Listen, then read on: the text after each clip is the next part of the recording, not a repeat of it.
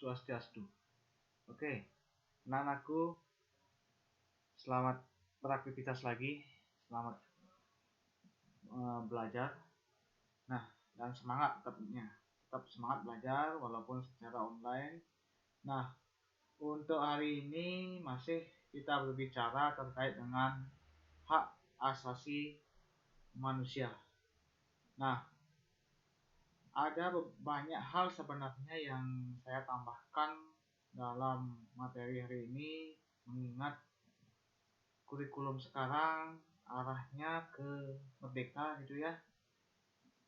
Apalagi pada saat pandemi COVID-19 sebenarnya tidak ada pengurangan secara nyata, pengurangan jam, cuman tetap kalian dijadwalkan menerima materi 1 jam pada saat pandemi, tetapi pada hakikatnya kalian sebenarnya mendapatkan 2 mata pelajaran tetap. 1 jam lagi kalian lakukan itu di rumah gitu ya, itu ininya. Nah, maka dari itu saya, karena materi di pandemi juga materi dipersingkat lagi menjadi 2, saya tambahkan lagi karena ini kurikulumnya bersifat merdeka, saya beberapa tambahkan karena perlu kalian ketahui terkait dengan, khususnya terkait dengan hak asasi manusia. Perlu banyak kalian ketahui karena ini nanti kita akan praktekkan gimana di dalam kehidupan kita sehari-hari. Itu maksudnya anak-anakku. Nah, kemarin kita sudah membahas banyak terkait dengan materi awal tentang kasus pelanggaran HAM, itu baru bentuk jenisnya. Nah, sekarang baru kita menginjak ke kasusnya, ya. Sebelum kita melihat sejarah beberapa kasus pelanggaran HAM yang terjadi di Indonesia, di negara kita, ya, saya akan pandu dulu kalian melalui virtual terkait dengan jenis kasus pelanggaran HAM. Sebenarnya sama sih dengan jenis yang kemarin ya, pelanggaran HAM ini jenis kasusnya. Saya mengulang lagi dari pertemuan sebelumnya bahwa jenis pelanggaran HAM itu ada 2. Ada pelanggaran HAM berat dan ada pelanggaran HAM ringan. Jelas pelanggaran HAM berat kalian sudah ketahui, pembunuhan massal, genocide, kriminal atau genosida, kejahatan genosida, kemudian pembunuhan sewenang-wenang, kejahatan terhadap kemanusiaan, penyiksaan, penghilangan orang secara paksa, dan perbudakan. Ini termasuk pelanggaran HAM berat. Kemudian, nah, pelanggaran HAM berat ini, penyiksaan itu bukan hanya disiksa aja, apalagi disiksa dan menyebabkan orang yang disiksa itu meninggal, itu lebih berat lagi pelanggarannya. Kemudian perbudakan, nah ini yang berat juga. Dulu kita sangat mengalami yang namanya perbudakan pada masa-masa kerajaan dulu, misalkan banyak, jika misalkan ada perang kerajaan, yang kalah pasti menjadi budak, banyak seperti itu dulu. Sekarang pun saya rasa kasus seperti ini ada juga gitu. Terkait misalkan ada yang bekerja sebagai pembantu tidak dibayar gitu ya, itu termasuk jenis perbudakan juga, dan itu termasuk dalam kategori pelanggaran HAM berat, anak-anak. Nah, saya lanjutkan lagi ke pelanggaran HAM ringan. Pemukulan, penganiayaan, pencemaran nama baik, kesenjangan ekonomi. Pemukulan, jelas. 1 pukulan pun sekarang sudah, apabila itu menyebabkan si korban itu memar misalkan, sudah masuk ke dalam ranah hukum nanti. Itu termasuk pelanggaran HAM juga.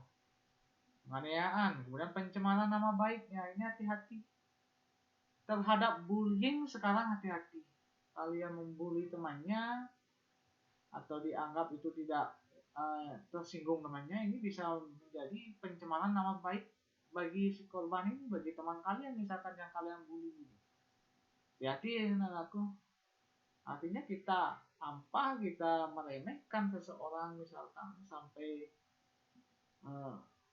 orang itu tersinggung, merasa dirinya dicemarkan nama baiknya, bisa kok melapor, dan itu termasuk juga pelanggaran HAM dan pelanggaran hukum juga sama. Kemudian adanya kesenjangan ekonomi, ini pelanggaran HAM juga. Kenapa ringan? Karena ini tidak terlihat. Enak. Coba kita ambil yang terdekat di kota misalkan, ketika kita lihat ada gedung-gedung yang besar gitu ya, jangan jauh-jauh ke Jakarta Singaraja saja gitu. Coba kalian lihat di area yang padat penduduk di Singaraja, sama mereka masyarakat miskin dibandingkan yang punya supermarket di daerah Singaraja itu beda sekali, jauh gapnya atau kondisi ekonominya gitu, sangat jauh ini. Kemudian nah, kita menginjak ke kasusnya. Saya pertama ingin mengajak kalian untuk mengingat, bukan membaca ya, nanti mencari literatur terkait dengan kasus-kasus pelanggaran HAM yang terjadi di Indonesia. Ini kerusuhan pada saat tumbangnya Orde Baru yang syarat dengan pelanggaran hak asasi manusia. Yang pertama yaitu penembakan mahasiswa Trisakti. Nah, dari sini awalnya Orde Baru itu jatuh ya. Tragedi ini terjadi pada tanggal 12 Mei 1998. Jadi ya, memakan 4 korban, ya mahasiswa yang bernama Lang Mulya Lesmana, Heri Hartanto, Afidin Royan, dan Hendriawan ini semua meninggal. Dari sinilah nanti kerusuhannya nanti. Video-video tentang itu ada kerusuhannya, itu ada videonya. Nah dari sanalah pada akhirnya terjadi demo terus kelanjutan sehingga Presiden Soeharto yang istilah penguasa Orde Baru mundur dari jabatannya sebagai presiden. Di sanalah mulai berganti orde dari Orde Baru ke Orde Reformasi.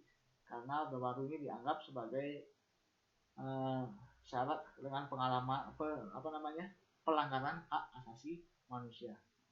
Nah, apa hukumannya? Hukumannya sudah jelas, ada rincian hukumannya ini terhadap pelakunya. Dan pelakunya ini tidak ini anakku, pelakunya ini belum tentu mereka dalangnya gitu. Jadi ini syarat dengan misalnya manipulasi. Yang pertama, 2 terdakwa dari kasus ini dihukum 4 bulan, 4 terdakwa 2 sampai 5 bulan, dan 9 terdakwa dihukum dari 3 sampai 6 tahun. Tidak jelas, tidak ada rasa keadilan ini ya. Kemudian kita lanjut ke penculikan aktivis. Nah, ada penculikan pada zaman Orde Baru lagi nih, masih Orde Baru, dari sekitaran 1997 sampai 1998. Oke, anak-anakku, pernah saya membaca tentang literatur juga. Katanya pada zaman Orde Baru mengeluarkan pendapat itu susah. Bahkan mengkritik logat dari presiden penguasa Orde Baru itu bisa jadi orang yang mengkritik itu setelah mengkritik itu menjadi hilang dia. Artinya diculik, entah itu dibunuh, ini saya tidak tahu ya. Sampai sekarang kasus dari pelanggaran hak asasi manusia pada rezim Orde Baru itu masih belum ini ya. Penyelesaiannya masih belum bisa diselesaikan dengan baik ya. 9 orang dibebaskan dan 13 belum ditemukan sampai saat ini. Ini maksudnya 9 orang ini artinya aktivis yang diculik. Dari 23 ini 9 orang dapat dibebaskan oleh yang menculik, dan 13-nya sisanya itu belum ditemukan sampai saat ini. Dan dinyatakan mungkin walaupun mustahil kalau mereka itu dinyatakan hidup sampai sekarang. Dulu tahun 9798, sekarang sudah 2021. Ini dinamikanya anak-anakku. Ada banyak lagi kasus-kasus pelanggaran HAM. Sebentar saya akan tugaskan kalian untuk mencari itu ya. Banyak sekali sejarah bangsa Indonesia kita yang sejarah kelamnya terkait dengan pelanggaran hak asasi manusia. Saya ingin sedikit menyampaikan kepada kalian untuk mengenalkan yang namanya Komisi Nasional Hak Asasi Manusia ini. Nah, ini yang lembaga yang istilahnya memegang istilahnya pelaksanaan dari hak asasi manusia sampai terhadap penindakan hak asasi manusia, pencegahan dan penindakan pelanggaran hak asasi manusia. Oke, anak-anakku, yang saya ingin sorot karena ini dalam pandemi, yang paling penting yang ingin saya sorot yaitu ketika kalian melihat ada pelanggaran hak asasi manusia, bagaimanakah caranya untuk mengadukan kasus tersebut di Komnas HAM? Ini sama, kalian yang membantu, misalkan ada kerabat kalian yang mengalami kekerasan atau korban dari pelanggaran hak asasi manusia, gimana caranya mengadu, atau kalian sendiri yang ini,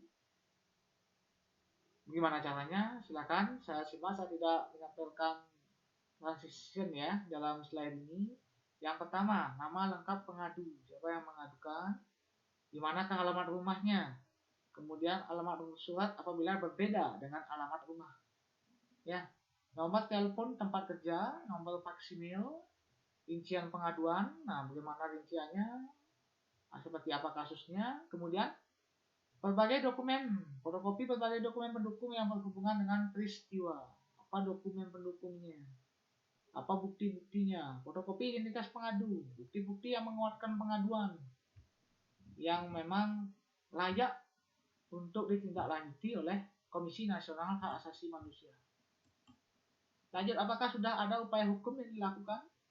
Kemudian dalam hal pengaduan dilakukan oleh pihak lain, pengaduan disertai dengan persetujuan. Maksudnya, ketika kalian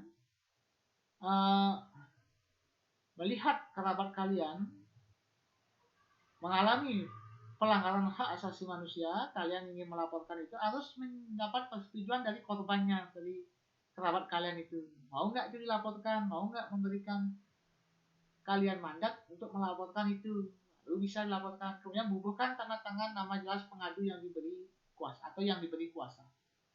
Misalkan kita korban, kita langsung mengadu, lalu bisa bubuhkan tanda tangan pada surat pengaduan ya. Atau kalian yang selaku diberikan kuasa ya, penerima kuasa dari pihak korban, nama kalian yang diisi. Tentu nanti kalau memakai jasa kuasa harus ada surat juga memberikan istilahnya surat kuasa yang ditandatangani juga dengan materai. Sekarang materai yang digunakan adalah materai 10.000 ya. Dan aku kemana itu dikirim? Itu pertanyaannya.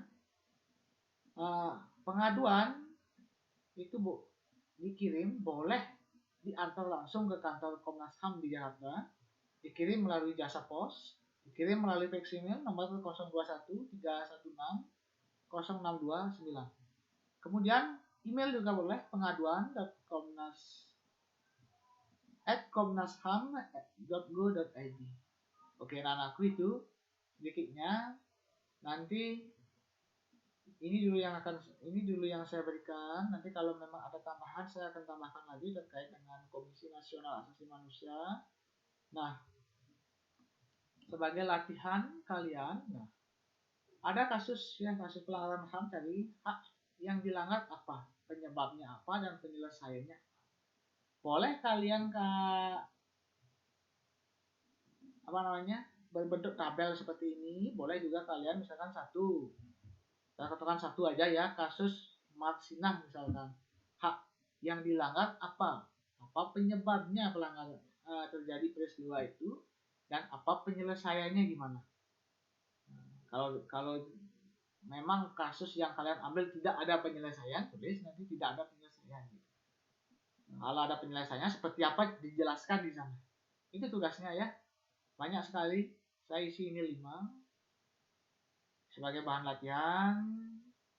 Bukan saya harus memberikan tugas kalian banyak-banyak gitu, tetapi juga idealnya ketika guru mengajar tidak hanya daring di kelas pun, di akhir pembelajaran